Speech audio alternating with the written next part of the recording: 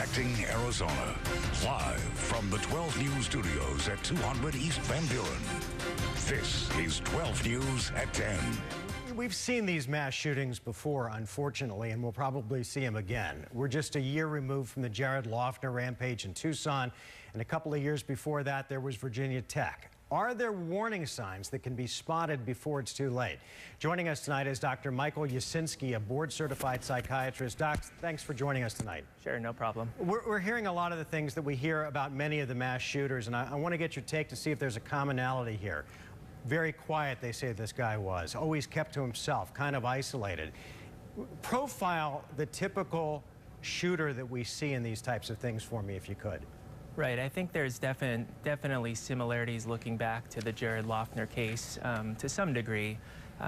He classically fits what, these people tend to be very quiet throughout life, and it sounds like he's been isolating more and more, and that's typically what we call the prodrome to something of a psychotic illness such as schizophrenia, and he is the right age at this point where a first psychotic break is likely, and again with Jared Loughner's case, same kind of thing. He was a relatively quiet person a lot of the time, and the same thing happened. So I think the prodrome of being extremely quiet and isolated is often precedes behavior like this. All right, well, doctor, look, what kind of triggers do we have that take someone who's isolated and quiet and then causes them to snap to the point where they could actually act out on something like this? Right, so I've seen this a lot of times, not to this extent, but what really stood out to me was he seemed to be doing okay when he lived in San Diego, and relatively recently had a move,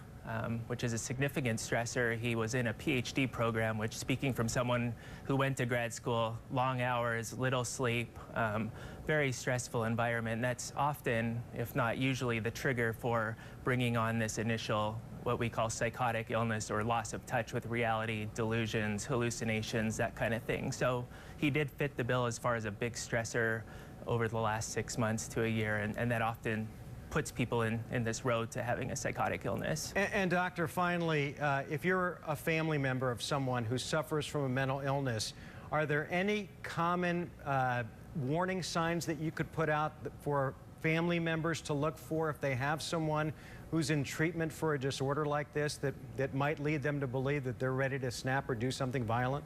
Yeah, in almost all of cases of any kind of psychotic illness, if that is in case what this is, people really start to isolate.